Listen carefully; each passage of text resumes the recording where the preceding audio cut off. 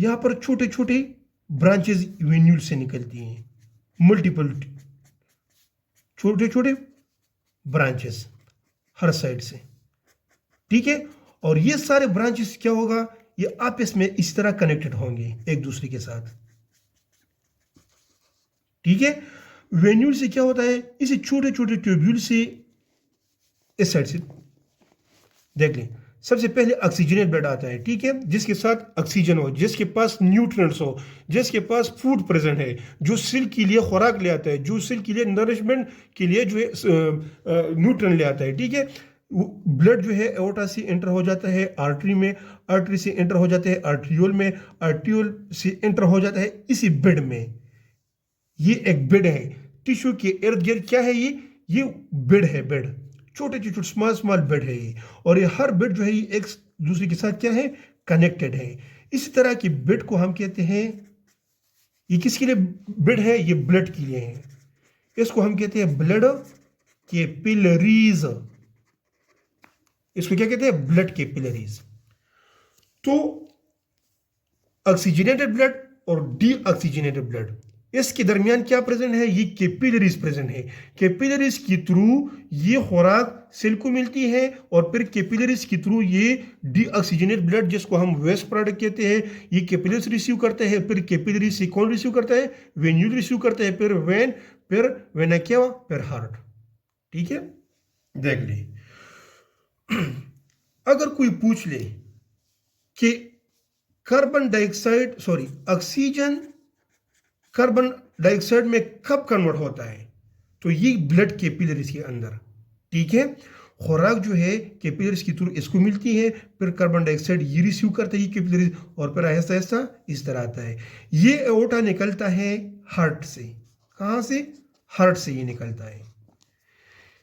Heart से blood निकलता है एओर्टा के थ्रू, एओर्टा ब्लड पहुंचाता है आर्टरी में, बायलेटरल देख ले, आर्टरी पहुंचाता है आर्ट्रियोल को, आर्ट्रियोल कैपिलरी को देता है, कैपिलरी सेल्स को देता है, फिर सेल्स कैपिलरी को डीऑक्सीजनेटेड ब्लड देता है, कौन सा, जिसमें कार्बन डाइऑक्साइड हो। फिर ये डीऑक्सीजनेटेड ब्लड कौन रिसीव करते हैं, वेन्यूल, वेन्यूल पास करता है वेन को, वेन पास करता है वेना केवा को, और वेना केवा दोबारा कहाँ पास करता है, हार्ट को। तो ये हार्ट और हार्ट के दरमियान इतना प्रोसेस होता है। मेरा इस डायग्राम को समझाने का मकसद ये है कि हर सेल को न्यूट्रिएंट जरूर मिलती है। जिस सेल पर न्यूट्रिएंट्स बर्न हो जाए तो वो सेल मतलब इसकी डेथ हो जाती है, नेक्रोसिस जिसको कहते हैं, ठीक है।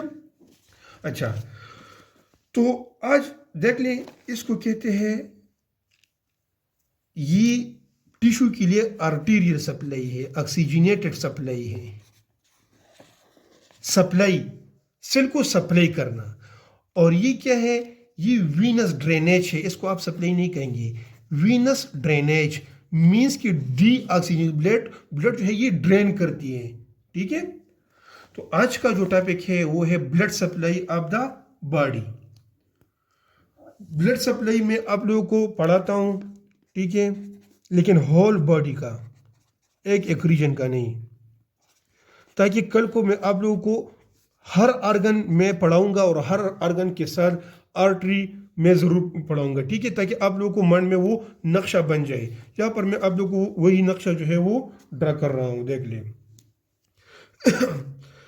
थोड़ा और बेसिक सिखाता हूँ, हार्ट रिलेटेड, बहुत सिंपल, ठीक है। लेट सपोज सबको पता होगा, इसी में आप लोगों ने पढ़ा होगा कि हार्ट के 4 चेंबर होते हैं, ठीक है, हार्ट की 4 चेंबर होते हैं, ठीक है। ये सिंपल मैं पढ़ाता हूँ, इसका अपना अलग टॉपिक है, वहाँ पर मैं हम डिटेल से पढ़ेंगे। ये एट्रियम है, राइट एट्रियम, ये वाला है लेफ्ट एट्रियम, ये वाला चेंबर जो है ये राइट वेंट्रिकल है, ये वाला चेंबर जो है ये लेफ्ट वेंट्रिकल। इसको बहुत डिटेल से हम पढ़ेंगे, लेकिन यहाँ पर मैं आप लोगों को आइडिया दे रहा हूँ, देख लें। Right atrium, left atrium, atrium chamber, ये 1 2 3 4 4 चेंबर्स मैंने आप लोगों को के सामने ड्रा कर ली और हर चेंबर्स के नेम भी मैंने मेंशन कर ली कि कौन कौन सा ये चेंबर है, ठीक है। एट्रियम जो है ये हमेशा रिसीविंग चेंबर होंगे। क्या होंगे? Receiving chamber. मींस हार्ट का फंक्शन क्या है? ब्लड को रिसीव करना और ब्लड को पंप करना। जो इसमें एट्रियम पार्ट है हार्ट का, ये जो 2 चेंबर है, इस चेंबर का मेन फंक्शन क्या होगा? To receive the blood. बस ये मेन फंक्शन जहन में इसी लेवल तक याद रख ले, ये भी काफी है, ठीक है। और ये जो 2 वेंट्रिकल है, इसका फंक्शन क्या है? ये क्या है? ये पंपिंग चेंबर है। इसको हम कहते हैं कि both ventricle are the pumping chamber. इसका फंक्शन क्या होगा? इसका function to pump the blood. बस अभी थोड़ा और मैं इसको डिस्क्राइब करूंगा। एक बार फिर रिपीट कर रहा हूं, जो राइट एट्रियम है और लेफ्ट एट्रियम है, इसको हम कहते हैं रिसीविंग चेंबर। क्यों कहते हैं ये मैं बताता हूं, ठीक है। राइट वेंट्रिकल और लेफ्ट वेंट्रिकल, इसको हम कहते हैं पंपिंग चेंबर, ठीक है। ये राइट एट्रियम ये हमेशा ब्लड को रिसीव करता है। रिसीविंग चेंबर कौन कौन से हैं? इसमें एक राइट एट्रियम है, ठीक है, राइट एट्रियम, और एक है लेफ्ट एट्रियम।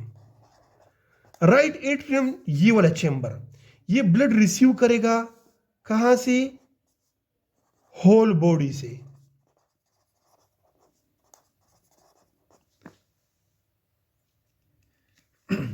यहां पर गौर कर ले, राइट एट्रियम जो है, राइट एट्रियम ये वाला चेंबर, ठीक है, ये ब्लड रिसीव करेगा कहां से? पूरे बॉडी से। लेकिन वो ब्लड क्या होगा? वो डीऑक्सीजनेटेड ब्लड होगा, वो डीऑक्सीजनेटेड ब्लड होगा।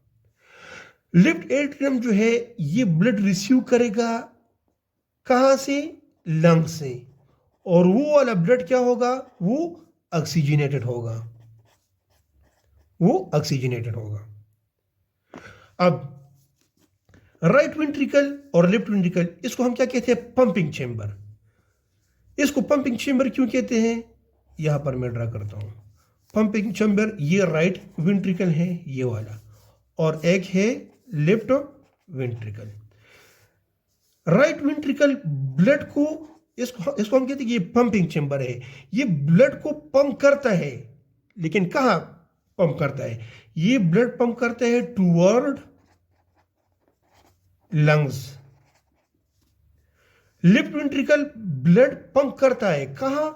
To the whole body, toward whole body. Means कि यहां से लेफ्ट वेंट्रिकल वो चेंबर है जिससे पूरे बॉडी में ऑक्सीजनेटेड ब्लड जो है वो डिस्ट्रीब्यूट हो जाती है। एक दफा देख ले, यहां पर राइट वेंट्रिकल क्या है? ये एक पंपिंग चेंबर है, ये ब्लड को पंप करता है टूवर्ड लंग, लेकिन ये ब्लड क्या होगा? ये डीऑक्सीजनेटेड होगा। और ये क्या क्या करते हैं? ये ब्लड को पंप करते हैं टूवर्ड होल बॉडी, लेकिन ये ब्लड क्या होगा? ये ऑक्सीजनेटेड होगा। प्रोसेस क्या है? इनिशियली डीऑक्सीजनेट ब्लड, जिसमें ऑक्सीजन प्रेजेंट ना हो, वेना केवा के थ्रू यहां पर ब्लड आ जाती है राइट आर्टरी में, सॉरी राइट एट्रियम में, ठीक है। राइट एट्रियम यहां पर ब्लड को कलेक्ट करता है। जब ये चेंबर भर जाती है तो ये चेंबर ड्रेन हो जाता है राइट वेंट्रिकल में। फिर क्या होता है? राइट वेंट्रिकल से ब्लड जाती है टूवर्ड लंग्स, ठीक है, ताकि हम सांस ले ले, और इंस्पायरेशन की थ्रू जो है इस ब्लड की सफाई हो जाती है, इसमें ऑक्सीजन मिक्स हो जाता है। फिर लंग्स से जो है लेफ्ट एट्रियम ब्लड रिसीव करता है, और लेफ्ट एट्रियम ब्लड ड्रेन करता है लेफ्ट वेंट्रिकल में, और फिर ये लेफ्ट वेंट्रिकल ब्लड को डिस्ट्रीब्यूट करता है होल बॉडी में। ये एक पूरा प्रोसेस है, ठीक है। अच्छा, तो ये है बिल्कुल बेसिक चीज़ें मैंने हार्ट के बारे में बताई। इसको इंशाल्लाह हम थोरेसिक कैविटी में डिटेल से पढ़ेंगे, लेकिन ये थोड़ा बेसिक मैं समझाना चाहता था। अब आते हैं कंप्लीट डिटेल ब्लड सप्लाई की तरफ। जो वेसल्स है, ठीक है, जिसकी डायमीटर मैंने बताई, एओर्टा, आर्टरी, आर्ट्रियोल, ठीक है, वो हम अब डिटेल से पढ़ेंगे। लेट सपोज देख लें, ये हार्ट है, 4 चेम्बर। ठीक है, लेफ्ट वेंट्रिकल से क्या होता है, लेफ्ट वेंट्रिकल से ऑक्सीजनेटेड ब्लड की डिस्ट्रीब्यूशन हो जाती है ओवरऑल हार्ट में। देख लें, यहां से लेफ्ट वेंट्रिकल से बिल्कुल सुपीरियर की तरफ एक पाथवे निकलती है, और इसकी जो डायमीटर होती है वो बहुत लार्ज होती है। और मैंने आपको लोगों को बताया था कि वो पाथवे जिसका डायमीटर बहुत लार्ज हो, देख ली ये लार्ज पाथवे है। शर्त नंबर 1, वो पाथवे जिसका डायमीटर क्या है, वो इंक्रीज है, और इस इंक्रीज डायमीटर में ऑक्सीजनेटेड ब्लड है, तो वो क्या हम कंसिडर करेंगे, एओर्टा। और वो डायमीटर, वो पाथवे जिसका डायमीटर इंक्रीज है और इसमें डी ऑक्सीजनेटेड ब्लड है, तो उसी पाथवे को फिर हम कहते हैं वेना केवा। तो ये क्या है, ये वेना केवा है या एओर्टा है, तो ये एओर्टा होगा। इसका डायमीटर भी ज्यादा है, और ये कहां से अराइज हुआ है, लेफ्ट वेंट्रिकल से। और हम सबको पता है कि लेफ्ट वेंट्रिकल से ऑक्सीजनेटेड ब्लड निकलती है, तो यहां पर ऑक्सीजनेटेड ब्लड होगा और इसका डायमीटर बहुत ज्यादा है, तो इसको हम कहते हैं एओर्टा। यहां से लेकर बिल्कुल देख लें, थोरेसिक वर्टेब्रा भी सारे खत्म हो जाते हैं। लंबर वर्टेब्रा नंबर 4 तक, लंबर वर्टेब्रा जो एब्डामन में होता है नंबर 4 तक, ये इसका डायमीटर इसी तरह लार्ज इंक्रीज रहता है, तो हम कहते हैं कि ये ओवरऑल क्या है, ये एओर्टा है। ठीक है, अब देख लें, एनाटॉमी में जब भी इस तरह का शेप आता है, इसी तरह का स्ट्रक्चर बनता है, तो इसको हम एक नाम देते हैं, इस तरह कर्व, हाफ क्रेसेंट की तरह, इसको हम कहते हैं आर्च। इस तरह शेप को हम क्या कहते हैं, आर्च। तो मैं इस तरह कह सकता हूं कि यहां पर, यहां से लेकर यहां तक, यहां से लेकर यहां तक एओर्टा ने आर्च का शेप बनाया हुआ है। ये होल एओर्टा है, यहां से लेकर यहां तक इस तरह का शेप बनता है। तो मैं इस तरह कह सकता हूं कि यहां से लेकर यहां तक ये क्या है, ये आर्च ऑफ एओर्टा है। क्या कहते हैं इसको, यहां पर मैं लिखता हूं, आर्च ऑफ एओर्टा। तो ये आप लोगों ने माइंड में रखना है कि आर्च ऑफ एओर्टा से ब्रांचेस कितनी निकलती हैं, सिर्फ और सिर्फ 3 ब्रांचेस निकलती हैं। देख ले, ये मेन पाथवे है, एओर्टा के बाद क्या आता है, आर्टरी, इससे आर्टरीज निकलेगी। ठीक है, मेन एओर्टा है, यहां पर देख ले, ये मेन एओर्टा है, एओर्टा से क्या राइज होता है, आर्टरी।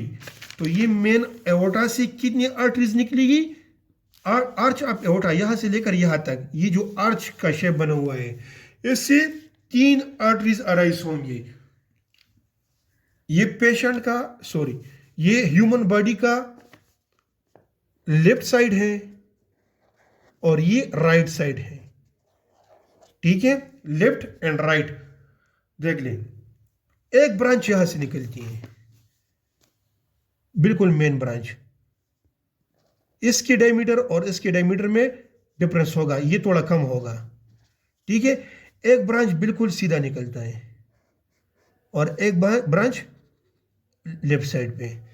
मैं इस तरह कह सकता हूं कि 2 ब्रांचेस जो है आर्च ऑफ एओर्टा से लेफ्ट साइड पे निकलती हैं, देख लीजिए लेफ्ट साइड है, और एक ब्रांच राइट साइड पे निकलता है, अराइज होता है। ठीक है, अब first 1 branch arch of aorta से टोटल कितनी ब्रांचेस अराइज हो गई, 3, 1 2 3।